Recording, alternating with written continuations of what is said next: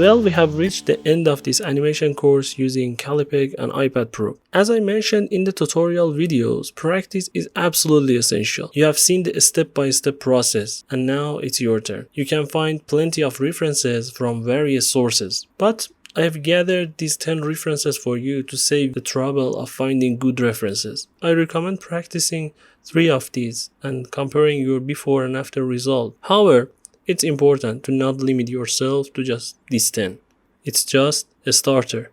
I mean, if you dive into the animation process, I'm sure you have plenty of creative ideas of your own to explore. But for a start, stick to these 10 files for now. Let's take a closer look at a few of them right now. These files cover a variety of models, ranging from simple to more challenging ones. I have carefully selected them for you. And the goal of these trainings, like the one we did in the course, is to simplify the process. You need to understand the movement. I'm using Premiere Pro to analyze the different frames, but you can use any software you're comfortable with. There are countless options available. As you saw, I worked on the iPad using the VizRef app for references. Now I'm switching to Premiere Pro on my Windows. The application is not important. Pay attention to the process. For example, let's analyze this walking cycle we have been working on. The main advantage of using softwares like Premiere Pro is that I can easily move forward, backward, and pause on specific frames. This allows me to study the movement in detail and use it as a reference for my own animation work.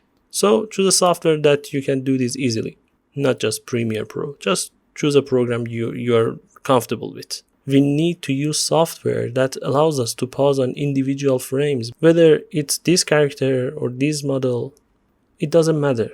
But as you can see, the movements are fast.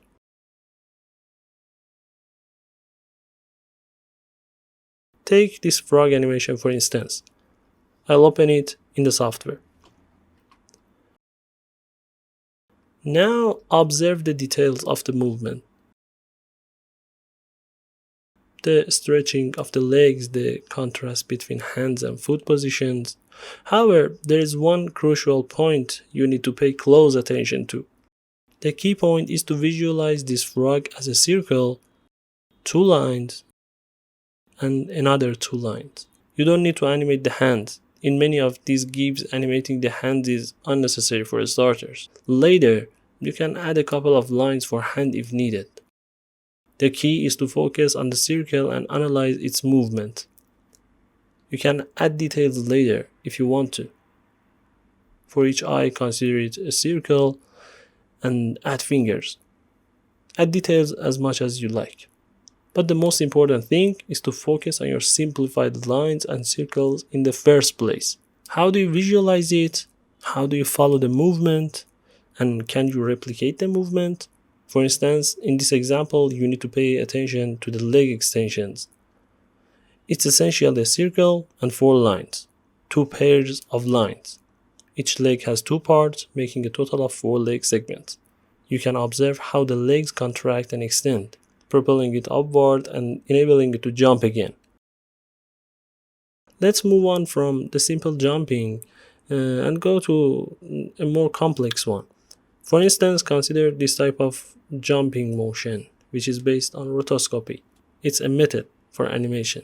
To effectively animate this jumping motion, you need to consider the body beyond just a circle.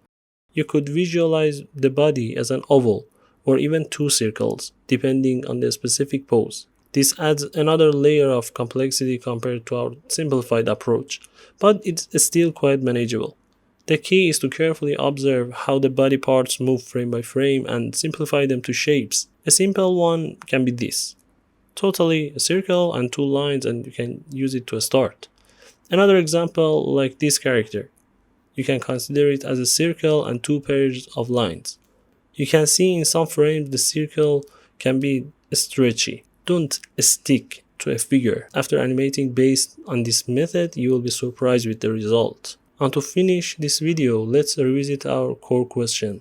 Why do we emphasize simplifying movement in animation? We mentioned in the course, and one more time I want to mention it because it is important.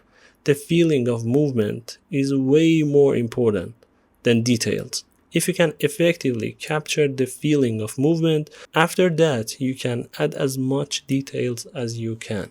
So please don't stick to details in the first place.